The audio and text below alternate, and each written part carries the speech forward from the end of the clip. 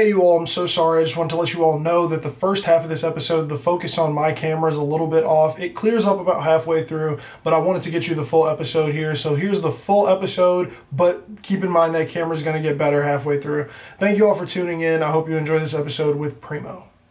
If I see it on Instagram, I'm the quickest person to be like, yo, this is really dope, on Instagram. Absolutely. So I don't know. And then it ends up being like, hey, you want to come on my podcast? And then people are like, sure. Of course, why not?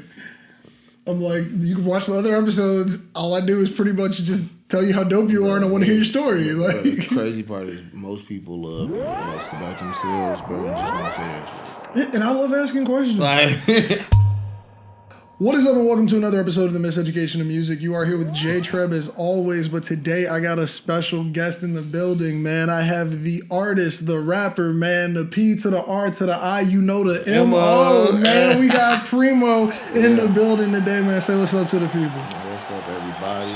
What else you want me to say today? No, man, it's on you. I love to leave that spot open because everybody always laughs at it. It's like, what the hell do I say?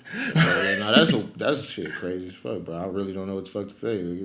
No, man, look, I know what to say because I want to talk about all of the things that you've been doing, man. Now, look, I became hip to your music through Adia. Right. I saw you perform at there was a Valentine's event at Good to Go, I think, right? Yeah. Yeah, you performed. I was completely like, okay, true, I'm following. I need to find all the music. I need to see what's going on, man. It was so dope because I think that your performance, because now I've seen you perform twice since then, your performance with the music is what made me such the fan I am today, and to have you on is just so dope. So, man, we got to dive into this music that made me such a fan, but I love to start all the way back, man. So how did you even get involved in this? So what happened was, with music in general, bro, I'm not gonna lie to you, music, I went to this school called McDade when I was elementary school, from kindergarten to 6th grade, and it was a classical school.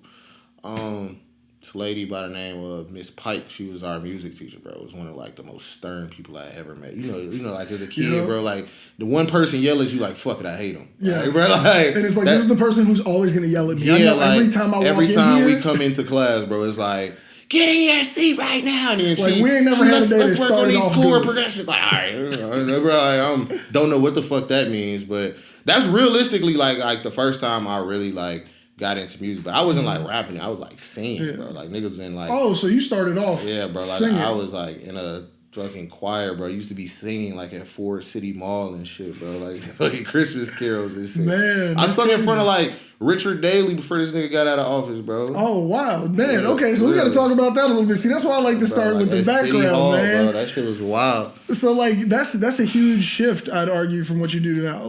How I was introduced to you was through the raps, and of course you do have the elements of singing in your tracks. I see you perform those, and let me tell you, that you got one that's not out yet. That when you perform it, I love that track, and you're singing on there on that chorus. I am. You giving it on that one, man. So you were singing at this time. You were in these choirs. What kind of inspired that? Was your parents told you to do it, or did you want to do it? I was in school, bro. Niggas had to do something. Bro. It was so crazy enough, bro. It really, I feel music really just been there, for the whole time period of me being a kid. And did you want it to be there? I guess. I think that shit was just ironically there, bro. Okay. On some.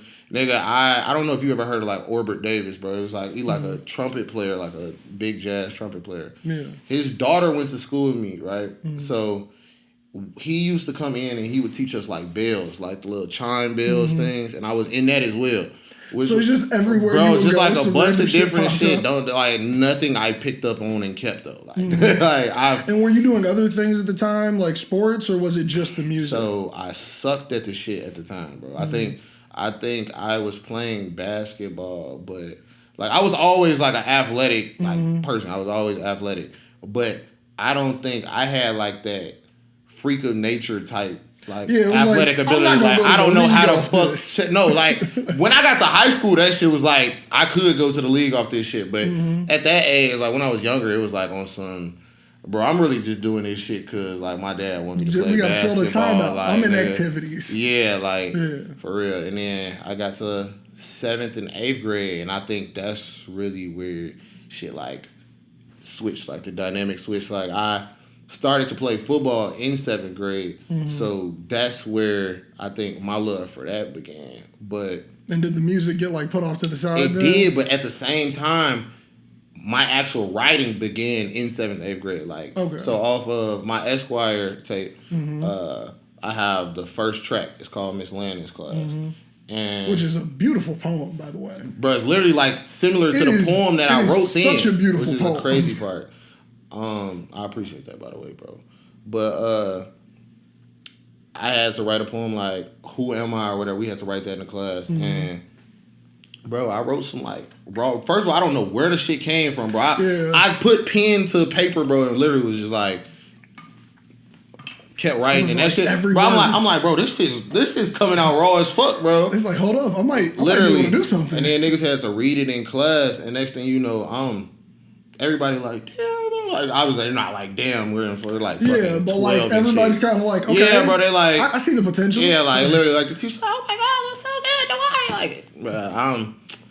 Shit, fuck it, I'm gonna just keep writing, bro. Like me and my homie Stefan, bro. I don't know if you've ever crossed paths with him. His name is like Stu. He be like, you know, Kalia. Yes. Yeah, like he be playing bass with Kalia. Like, I probably have seen him in a set, and I'll probably see him in a set soon. Because I'm going to one I think Thursday next week. He be low key doing a bunch of different shit, bro. But he was in grammar school with me, bro, and we used to have like a rap journal, bro. Like we would, and this nigga was like in a different 8th grade class. So like whenever we went to class, like bro, it's on some like jail shit. Niggas handing off like a notebook in the hallway to this nigga. He go write like his verse and his, bro, no beats at all, bro. We just writing off flow and shit, bro. Man, like, that's actually awesome. That's so dope. Just to be like, what am I gonna do in class? I'm gonna write beats. Bro, I'm gonna write raps. I think that's why niggas got like a C in that shit, bro. Hey man, who cares?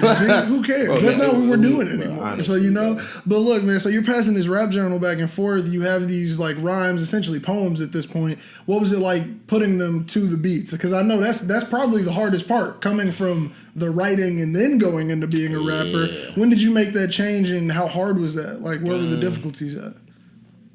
Bro, honestly, I don't know, bro. So like, my first one, I want to say my first song that I actually rapped on a beat, recorded and shit. It was in high school. I believe it was like junior year of high school, bro. And it was like some sappy shit, bro. It was like about a girl, like it was like I have emotions. Yeah, like she knows who she is. Like, bro, I wrote that shit, like, and like I sent it to her, bro. It was like, honestly, it was to I think it was I Can Feel It in the Air. Bro, I wrote to that, like that beat and shit, bro. Like, and that shit was hard as fuck, bro. Like I'm in there, bro, recording off of like one of them like Apple headphones that you gotta like talk into that bit, bro. Yeah. I'm downstairs like in my whispering in the closet. Bro, literally, bro. I'm in the bathroom downstairs, furthest away in my crib, bro. Yeah. And if she ever tell me she love you, some shit, bro, some like I said, some real cornball ass shit, man, bro. You hit with the every time I got to, damn, bro, I'm going low as hell, bro, so they couldn't hear me like cussing shit, bro. Not the whisper rap, bro. That shit's crazy, bro. Look, so funny story, bro. Recently, bro, I'm in my room, bro, because I got the whole little setup now, shit, bro. I got like Pro Tools, all that mics. Bro, we've moved past the Apple headphone. Yeah, bro. Like I got like the Audio Technica, like 35. A little bit of acoustic treatment, probably. Yeah, bro. So like I'm in my room, bro. I say something about like on like a song I was recently recording, bro. I was like something about the beaches, bro. Like literally on some player words and saying, bro. I get a text from my mama, bro. She told me. What you talking about? She said, I know you're not up there saying bitches. And then I said, I was like, I keep a mistletoe on the door, so kiss my ass when I'm leaving. She was like, and don't you ever invite anybody to your ass.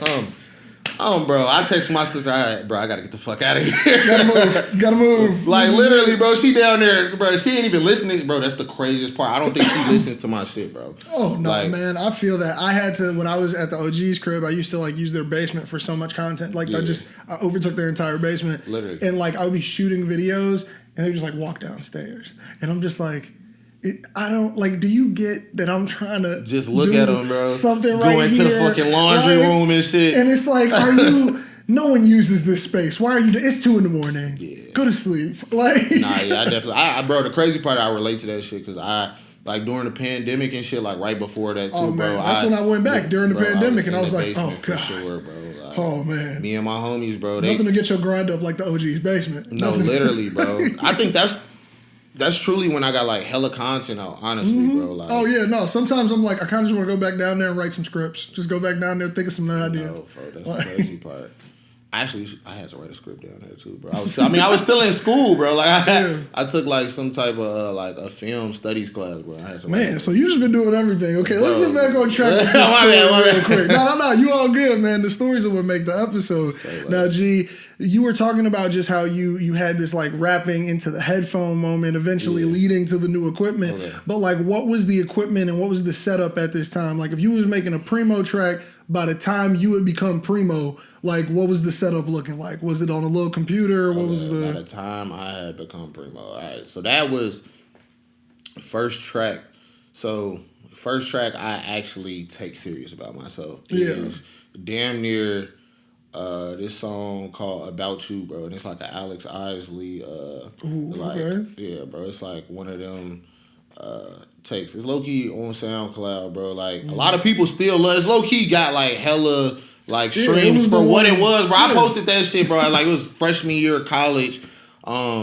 So I was the one they let you know to do it though. It was the one where it was like, oh, maybe I am a little nice with this. So so it started like I was in Wisconsin, right? I was in Wisconsin, Eau Claire, bro. Bumfuck, Wisconsin. Nowhere. Bro. Got it. Cool. Near fucking with Minnesota, bro. There's a whole goddamn Klan town in like Attica right next to this shit, bro. Yeah, that sounds like a lot. Like I was only there for football, bro. I went there. I'm playing football, going back to my room and shit, bro. Like, and that's really where I started. I was like writing and I was recording like on my iPad and shit, bro. Like I would record on the iPad to like, it was like some little app that had like beats in it. I was just writing. I was just going there and like, bro, but it was terrible because I couldn't. This is where I learned how to damn near one take shit. Because I couldn't go back. Every time I would have to rap through the entire fucking time, bro. So that's how you even got good enough at rapping today. Because it's like, bro, there's no mess ups. I couldn't fuck up hella times, bro. I was like 2 to 3 times in, like over, bro. I'm doing like 30 times of takes this shit. Fucking roommate come in the room, bro. My bad, bro. Shout out to my nigga Sawyer, but like, bro, like he would be hearing me in there. He would be like, "Hey, bro, yeah, bro, I'm gonna head out of here, bro. You want something from the liquor store?" No, bro, you're 18. Why are you going to the liquor store? But anyways, bro, like, that's how that shit started. And then the dude across the hall, his name was Joey, bro. Mm-hmm. He had one of those. What's those fucking mics, bro? The Yetis. The blue? Yetis. Yeah, I knew exactly what you was talking about, He had a Yeti. And we started a little studio in the dorm rooms off the Yetis, bro. Across the hallway. Fuck it, bro. Like, bro, I used to be blasting music, bro. It was like a speaker in the room. I just open my door and just blast that shit. I used to have the windows open. Bro, I used to keep speakers all the time, bro. Put that shit on my bike and ride down the hill, bro. I knew they just hated my ass, bro. I love it. That's my favorite, bro. The area I live in right now, I tell you, like off camera, like, but it's like the area I live in is not like that, and I am like that, and I love it. I love every minute of it. Here comes J-Treb, bro. Yes, it's like you hear me before you see me. But nah, yeah. So I would go over there, and I just honestly would just be trying to like come up with some shit, like in there writing to like one of the songs or whatever, and then I would try to record. So About You, it's like 3 verses, right? Mm-hmm. So I spent like the entire afternoon after I got like out of like a fucking Spanish class or some shit, bro, just like in one of my homies' dorm rooms, and I was just writing that shit, bro. Like niggas missed fucking dinner and all that shit, bro. Was just writing that shit. Just writing the whole time. I fucking text this nigga Joey like, hey, bro, you gonna be in your room today? He was like, no. I can't do this on the iPad. I was pissed, bro. I had to fucking wait like a day. But then I recorded that shit. And the craziest part is I didn't even record it on like the Yeti mic because the shit wasn't working. Mm-hmm. I recorded it into like the actual mic of the computer, bro. Okay. So that was realistically like the first track like I ever recorded. And I was like, I fuck with it. It was like this is over. Like, I really fuck with it, bro. But from there, like, it was this other dude named Ellis who was rapping. We started like just linking up and writing and shit, going back to folks, recording in there. And from there, bro, it was like, That was pretty we much. We got something. Let's do it. That was pretty much like. I mean, obviously, I got the fuck out of Wisconsin. Though I left. Like I was like, no, bro, I don't like this shit at all. So I got out of there and then went to Purdue Northwestern Hammond. I was still doing music. At that point, I think I had to kind of take a little bit of a break though. Because, like I didn't have like a mic or nothing. I didn't have. It was like that access became the issue. Literally. So. Now, before we dive into when you get back to the mics, you said you was passing notebooks in high school, and then you get to college. I was doing that shit in I was doing that shit in like middle school. True. Okay, then that's even more of my question. What was the rap name before Primo? And what were they? Like, if it was more than one. See, you smile, so I know it was one. So you got to let me know what it is, bro, man. So it was Duck, bro. But Duck? It was Duck. Why'd you pick Duck? Bro, I didn't pick Duck. Like, so, so crazy enough, like, that shit came from football. It was one of my coaches. His ass, I used to get, like I said, I started football in the 7th grade. So I don't know shit about, like, football for real, bro. Like I was in this motherfucker. Like, I watched it here and there, bro. I knew the Bears was. I was just trying to was run. Okay, nigga. Like I think, but shit, I would get into like a stance, but my feet, like the way I stand now, I stand in a little bit more because like I used to run track, so I had to focus on getting my feet straight to stay in the lane, bro. But like when I chill, bro, like my feet like legit be like this, bro. Like they are duck foot, like. That's how my shit was standing. So, man, so that's how you got the first. That's how the name Duck came around, bro. And like niggas was calling me like Duck, bro. Like, man, that's cool. Like, that's so awesome. I love to ask people the first rap names because they usually got a story with them. Bro, where'd you go from there though? Like, where's the one that you picked? Was it just Primo or was it one before that? Bro, I think it was really just Duck to Primo. So like all the way up to like the niggas in what is it? Middle school, they was calling me Duck still, like as I was going into high school. So it was like you can't shake it. Yeah, like I can't. Like some of them niggas still be like, they still like refer to me damn near as like Duck. You got homies like that. They can't shake the nigga. nickname. Like we've been calling them that since we was 13. You ain't. It's not. Literally, bro. But when I got to high school, bro, it was Dwight still, bro. It was like to all them niggas, bro, it was Dwight. But the name came about. I was in sophomore year. I was in Spanish. Miss Ramirez class, bro. First of all, I loved her, but she snitched on me and shit. Like I used to go in her class, bro. Like you was awesome until, bro. Like parent teacher conferences, which are dumb as fuck. First of all, stupid, bro. Stupid. Come in there. I love Dwight, but he sleeps in my class. Why the fuck is you? You could stop the sentence. Like, you could have stopped the sentence. Yeah, you could have just left that shit. Like you don't know what I got going on at home that I'm sleeping in your class. Like, are the grades good? Is the homework in? Can we stop? Yeah, bro. I maintain to be in there, but I will accredit her to the fact that I know what the fuck Primo is. Like I was in there like Primo. Once I learned that shit, bro, I'm like a fucking kid learning their first word, bro. I just kept saying that shit. I was like, so I was about to say, like, does it actually have a root in being? I mean, it means cousin. The Spanish word for cousin. Yeah, it means cousin in Spanish, bro. So but I mean, like, I be like telling niggas now on some like deeper shit. I'm like, yeah, bro, because we're all family, bro. Like, we're all related. Yeah, but you get to put whatever. Really, you really like my cousin, bro. Like that's how that shit come down, bro. So I'm like, holistically, like we are damn on here, all family. So that's where that shit came about, bro. And then I was like, shit, niggas call me Primo. And I played football, so it was easier to like have a nickname at that time, bro. Yeah, I was about to say, like, I go by J-Treb, and it took some years for people to actually, like it's hard when you come up with your own name. I was about to say, like, I was just a dude in band named Josh. It's when you play tuba, you don't get nicknames unless they're bad. So you played tuba? I did. That was my main instrument. I fuck with the tuba players, bro. Like y'all gotta have hella. I was about to say, like, the breath control and then carrying the weight of a tuba. Yeah. I feel like no one talks about it. It sucks. I would never do it again, and I would not recommend it. Crazy enough, in high school, I played baritone in choir class, bro. Yeah. Never was good at that shit. Yeah, baritone was like one of my secondary instruments with like trombone that I played for like other ensembles. Like we had a whole little marching thing at Eckersall Stadium, bro. Bro, when I tell you, I have forgot the mouthpiece. Bro, You forgot the mouthpiece. I forgot the mouthpiece. I'm out there Just faking it? Oh, man. Look, Just doing this not to shit, bro. Not to derail too much, but when I was in high school, we went on a band trip to Disney, and we played in Disney World. I left my mouthpiece, and we were in another state. I was like, oh, this is hilarious. Like, I go back and look at the videos, and I'm just like, this is, you can tell. What did you do? I just faked it. The whole parade. Your homies definitely hailed for you, bro. 40 minutes. I'd stayed on the inside. 40 minutes, but we were walking down every street.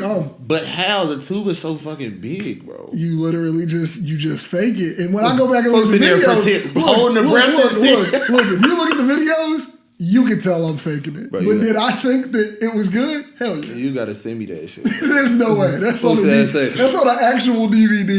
That's on the actual DVD, bro. Bro, at least you got a workout in. Them shit's big as fuck, bro. I don't regret. But see, it always made me look fake athletic. I can't play a sports in my damn life. I want to ask, this is a question that I'm trying to like incorporate into more of the show. Like, what are your goals with this? Like, because as you said, like we in the music as fans, we hear what you're doing and we could be like, oh, I see him being here. I see him being on that stage or doing that. But that has nothing to do with your personal goals. So what are your personal goals, like whether they be short term or long term? Right. So short term, I would say my short-term goals are literally to just like build the audience, bro. Like I want to like create that community, those people authentically who really like build an audience, bro. Like I want there to be people out here who like come seeking my music. Like right now, a lot of the stuff that I'm doing is like sending out my music to like a bunch of bro, trying like to get those fans, bro. Just like, and a lot of the crazy part is I don't even know how to send it to people I don't know. Like how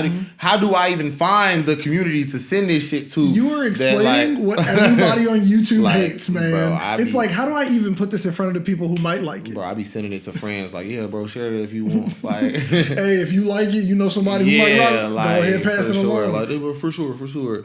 I mean, like, I don't know how much that comes to that, but realistically, it's like really finding like my target audience and like just locking on to like my fan base, bro. Like whoever that might be, bro, just like building that up. That's probably my shorter term goal. Long term, I for sure wanna be an artist, man. Like I wanna create like some super dope shit, bro. Like, and does that extend past the music? Like, what else? Is there something else you want to do besides music within that long term plan?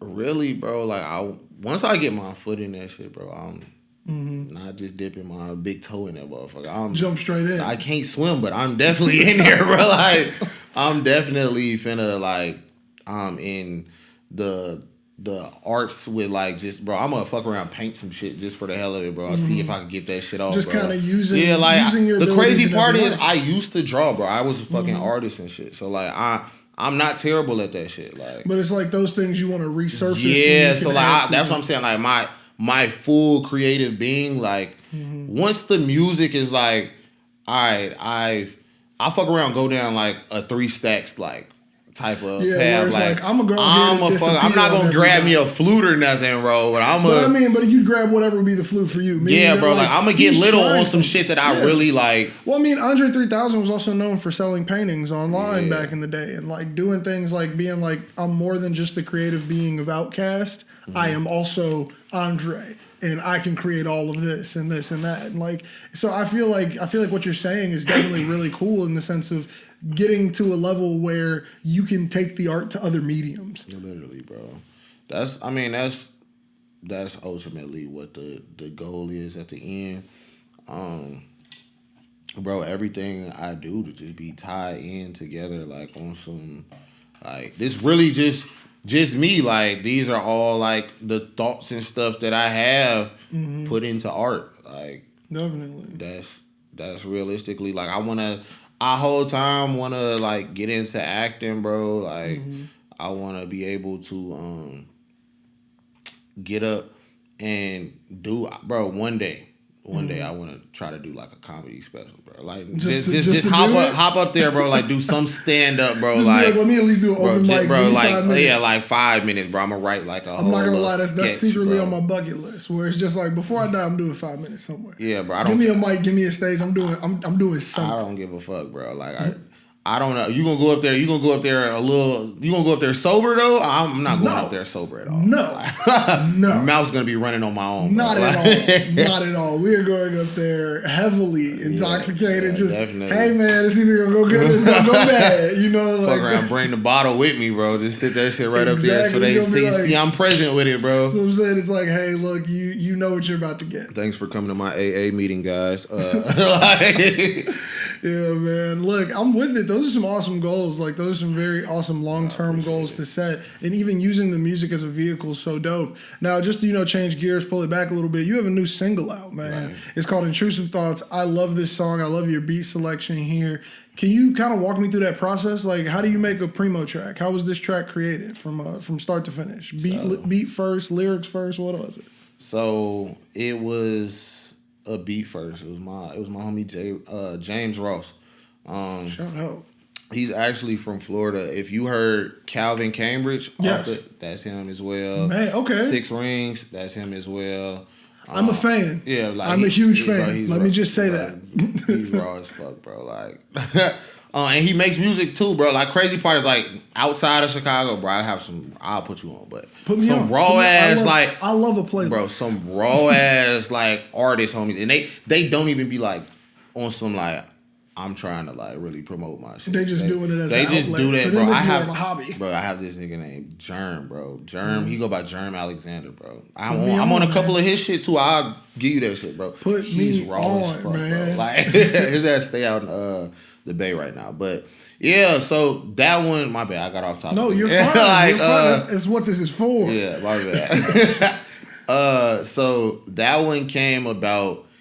James had literally he be like, bro, my man, I'm always, from Chi to like Miami, bro. Like I'm always give you that connect, bro. Like, all right, shit. He send me a pack of beats over, bro. I'm going to yeah, bro. This from the one, bro. I just start writing.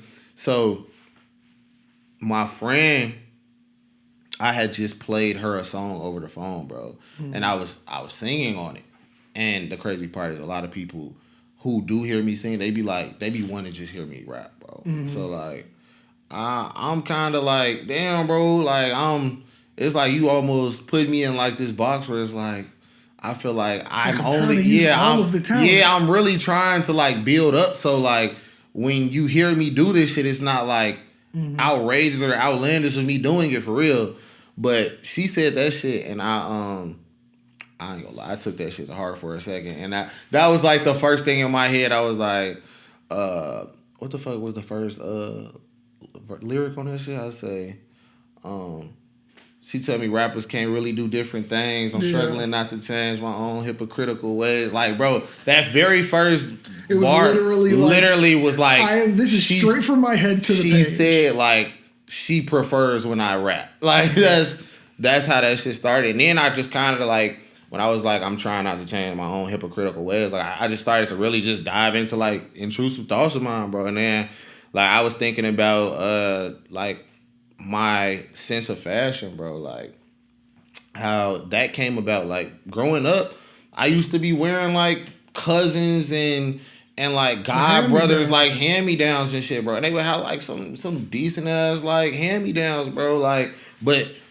I felt like, so I just, you feel me, just putting it out there. Like niggas used to be like picked on in like middle school just cause like I don't know what the fuck it was. Like maybe the girls liked me, maybe they didn't, bro. I don't know, but they used to pick on me and shit. So like my confidence was damn near lower then, bro. So like I used to damn near use like clothing and shit as like my way to feel like I looked good, bro. So like when I would get something and it would be like a high fashion like brand item or some shit, bro. Like I'm damn, like that's making me look better now, bro. Yeah, like, kind of it's elevating. Yeah, you even if it was like a hand me down, like so, like I'm even like, Cool G, Jabot jeans, like shit like that. Then, like you feel me, like the Pellies and shit, bro. Like that then was like motherfuckers was like, yeah, like this nigga got that shit at that time at my age, bro. So I felt like that's kind of how I kept writing along as it pertained to that. Like I was really, literally what I was diving into, bro. But I'm like, I was talking to one of my homies' mom. She's she's a marriage counselor. And she was like, yeah, she brought something up. She's like, you were always kind of like a chameleon. Like you really never tried to like stand out too much, but like you, it's like you didn't want the attention that it brought in. I was like, bro, that's crazy because that shit's damn near true. Like, I realistically just wanted to, I guess, fit in a way where it was like I wasn't being seen as higher or lower, bro. Like literally just like, I literally just wanted to get by, bro. Like, just let me exist. See that, and I mean to hear that, and then to see you being the artist you are today is almost a little funny because it's like you wanted to be in that middle, but it's like I can't. Now it's like you're actively putting yourself to that forefront. You're putting yourself in this race on this stage, like for people to see. So it's crazy that you were able to articulate that in this art form. Yeah. Like you're able to articulate how you got from that point to this point, and you still sit with the intrusive thoughts of it all. Bro, I don't think they ever go away though. Yeah, I mean, I'd argue they probably can't because in a way they might be some fuel. Yeah, I don't know. I think honestly, like maybe a good 75 to 80% of my shit is like just built off like nostalgic like feelings that I once felt, like past thoughts, past experiences. That's really where a lot of my shit come from. Like I be talking. And do you like write these things down like all the time? Like is it like you could just be today like just thinking about something that happened years ago and you just start writing it, or is it like realistically like I don't know what it is about like when I hear like certain beats or when I hear like a specific like cadence to a beat like in my head. And like I start thinking about certain like memories and stuff. Like it'll start with me like I'm always trying to get off like some player ass bar, like the first shit. Like that's always my first thing, bro. Is starting off the verse with like the immediate thing to grab somebody's attention, and then from there it's like I'm writing and I just start thinking about other thoughts or like some old memory or some shit and tying that in, bro. So.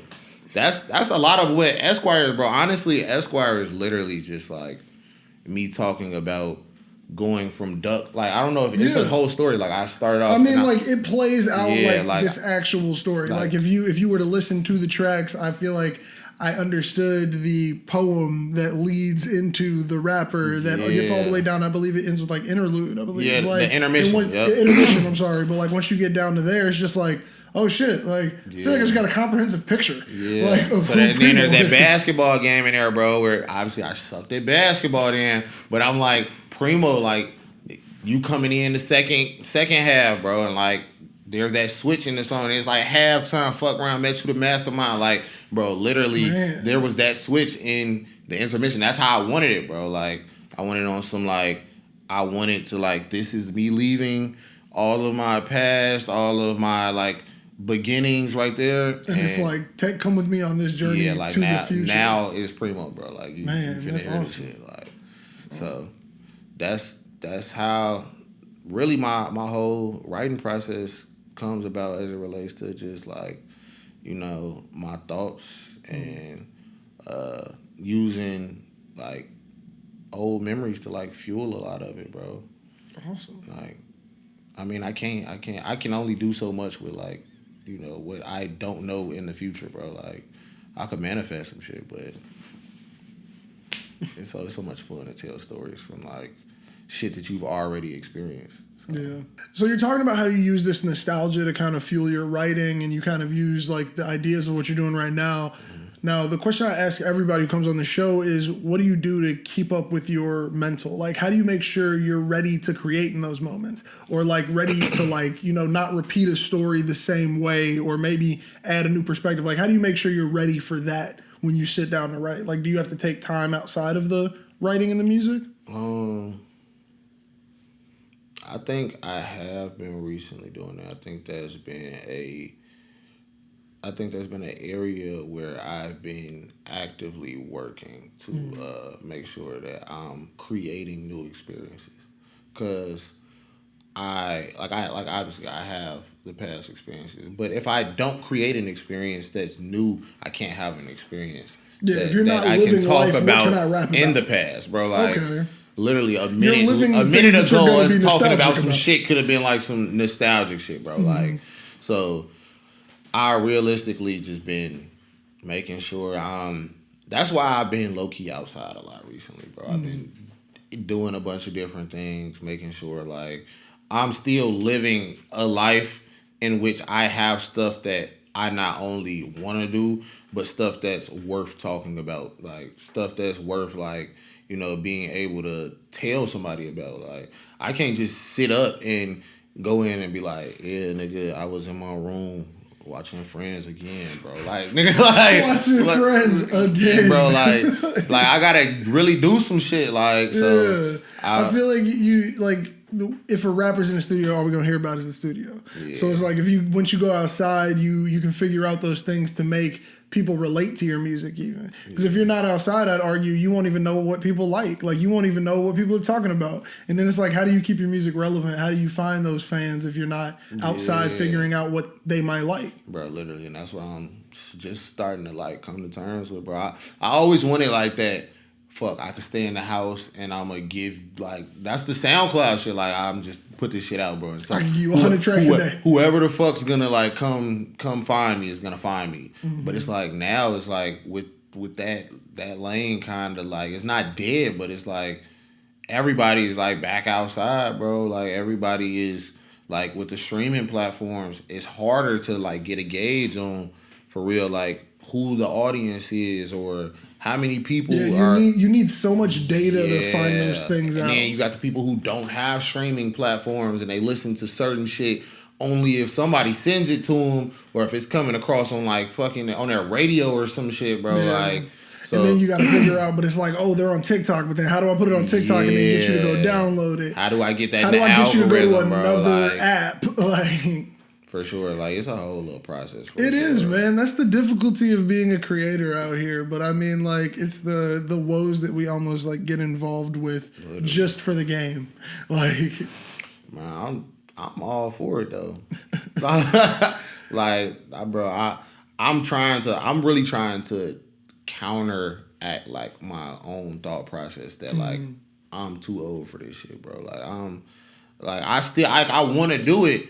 But at the same time, I think I put myself in that position where I look at like other people and I'm like, bro, they did this. Like I went through Kendrick shit. I'm like, bro, dude. Kendrick did this, and I like look up to him so much. I was about to 15 say, dude, or some shit, bro. I was about to say, dude, I wasn't thinking about putting out no damn EP or no type of like music at 15. Nope, and they were already doing it, man. That's how I felt when me and my homie we were looking up like the age everybody was during Friday.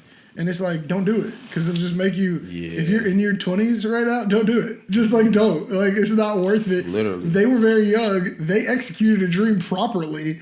And it's like, that's not going to be your story. I think that's what I've just resolved at. It's like, oh, this is not my story. Because it's like, I'm already past that.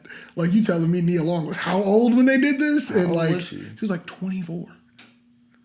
And like Cube and like Chris, like they're like 25, 26, like 25 and like 23. They were definitely. And it's like, bro, y'all were how old? This movie was in theaters? Like, imagine what it would take to get a movie in theaters right now. Like, what? Like, I can't do that. And I'm not at those ages. And it was Cube Vision, wasn't it, bro? Mm-hmm. But it's like the groundwork that they did, the things that they did beforehand. Like, you got to think like how, like, he was so young in like NWA. Like, those were kids. Like, it's crazy, man. But like, it's also really dope just to see how different people's stories are. Because there are people who didn't pop off until they was like 40, 50. For sure. And it's like, I don't know. I feel like you gotta be, if you're willing to get in the game, you gotta be willing to be like, you gotta really be ready to be in that. Like, I might just be at this same level right now at 40. Am I okay with that? Am I okay with that? And I feel like you gotta ask yourself every day.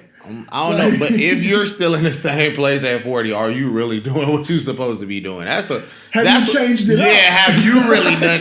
That's a you question. Like, I feel like you got to be like, this is 15 years post what I last said, and now I'm still at the same point. Yeah, I should probably put a goddamn like accent like or I should completely change it up, something like that. I don't know. If you're changing it up at 40, bro, you need to just. But I don't know. See, I don't know if I agree with that. Just maybe you need to reconstruct what your creative process is. I think that's what I'm saying. But you shouldn't wait that long. But at the same time, I feel like you could just do this in the sense of the love of the game. Okay, yeah, that's like different. Maybe that's more so what it means. Like if you can do this for the love of the game until you're 40, not for the big flashiness of it, not for this, not for the check. Real. If you could do it just for the fact that it's like, yo, this is the sport to me, and I'll play this till I can't play this.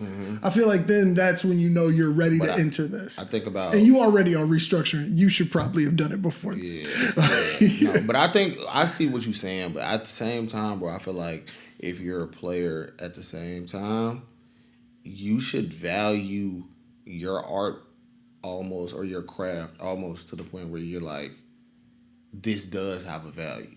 So how do I show that value as opposed to me giving it out, whether or not I'm doing it for the love of it or I'm doing it because like this is just like what I'm passionate about. I think you should, like, if that's what you're gonna be doing, like, how do you give all of your heart and soul into something and still be able to give your heart and soul into like a full job, bro? Like, you're gonna be half-assed. I was about to say. So now you have to find a way to make your passions. But see, I'm a firm believer. Also, like your pesos. You know what I'm saying? Like, I'm a firm believer in never give a job working for another human being your all.